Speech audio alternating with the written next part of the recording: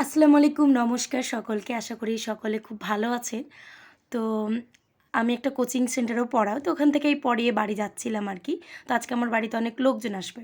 তো যাই হোক, বাড়ি আস্তে আস্তে রান্নাবান্না শুরু হয়ে গেছে। এখানে পাবদা মাছ রান্না করা হচ্ছে, আরও অনেক কিছু হয়েছে, মাটন হয়েছে, চিকেন হয়েছে।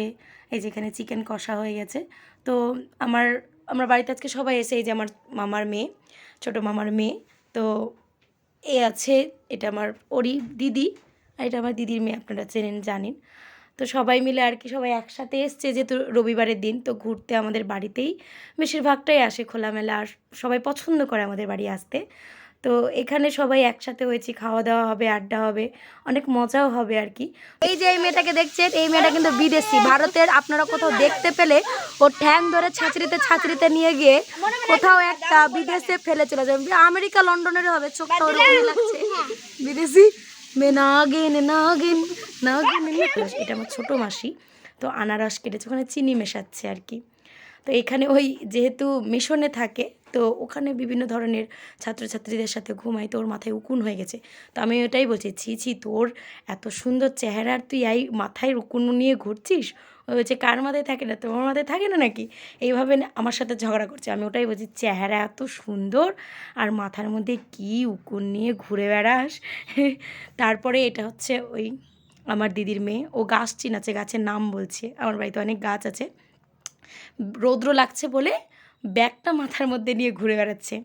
তারপরে আমরা একটু সাইকেল চালাতে গেলাম অনেক দিন পর। আসলে ওরা এখন সাইকেল চালাবে, তো ওদেরকে নিয়েই আমি তখন একটু ঘুরছিলাম এদিক ওদিক।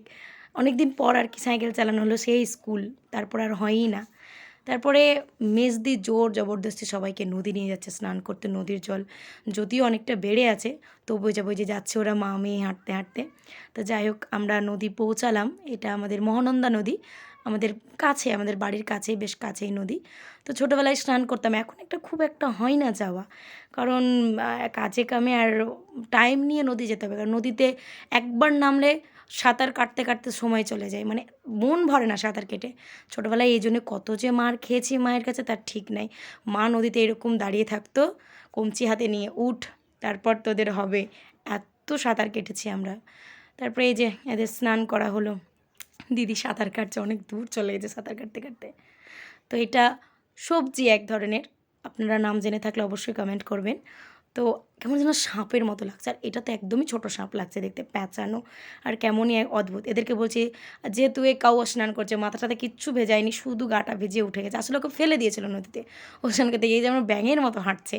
ও আসলে স্নান করতো না, ওকে টেলে ফেলেছে। এই যে আমাদের বাড়ির মালি, মানে আমার দাদা, ওই বেশিরভাগ গাছ টাছ, পেছনে দেখছেন কত গাছ আছে, ওই দেখাশোনা করে। তো এখানে আমাদের রান্না কমপ্লিট হয়ে গেছে, পাবদা মাছ, ডাল, এখানে আলু পটলের ভাজা, মাটন, চিকেন, স্যালাড, আরও কী কী ছিল সব আমি অতটা খেয়াল করিনি। তো এই যেটা আমার দিদি, 3 নম্বর দি আমার, আর ওটা আমার মেজদি।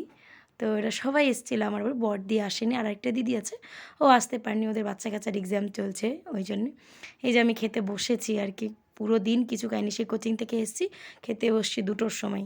সব কিছু বলতে এখানে দিদি বলছে যে আমরা আফরিনের ভ্লগে আসছি, মানে আসলে আমাকে খুব হাসাচ্ছিল। আর এদিকে আমি মাটন খাই না, যার জন্য আমাকে ওই নিয়ে তানাও মারছিল যে আমাদের বোন মাটন খায় না, হেন তেন, যা তা বলতেছিল। এটা আমার জামাইবাবু, মানে ওই 3 নম্বর দিদির হাজব্যান্ড আর কি। তো ওদেরই আজকের আইটেম, ওরাও মেনু ঠিক করেছিল, ওরা কী কী খাবে সব, ওরাই সব কিছু নিয়ে আসছে, ওরাই খাওয়া দাওয়া করছে, রান্নাবান্না করছে। এই যে আমার মেজদি ভাত দিচ্ছে, আমার দাদা এখানে খাচ্ছে। আমি হাসছি কারণ ওরা আমাকে এতটাই হাসাচ্ছে, আর দিদি এত কিছু বলছে, এখানে আমি দিতে পারছি না ভয়েসটা, কারণ এমনভাবে বলছে যে সত্যি খুব হাসি পাবে। আর দিদি হয়তো, আমি যদি এখানে দিই তাহলে হয়তো দিদি আমাকে পরে পেটাবেও ধরে, তার জন্য বলে যে এইসব তুই আওয়াজ একদম দিবি না। তার জন্য আমি প্রচণ্ড হাসছিলাম এখানে খুব। এই যে মাটন সবাইকে একে একে দিচ্ছে আর বলছে, এগুলো কি আমার একদমই ভালো না, আমি গন্ধটাও নিতে পারি না, এতটা সমস্যা হয়ে যায় আমার মাটন খেলে, মানে কেমন মাথা ঘুরে বমি হয়, জানি না কেন হয়। এই যে দিদির মেয়ে, ও ওদের থেকে আলাদা বসছে খেতে। আর এটা মিরিন্ডা খাচ্ছি, চা না। তো ভিডিও ভালো লাগে থাকলে লাইক, কমেন্ট, সাবস্ক্রাইব অবশ্যই করবেন।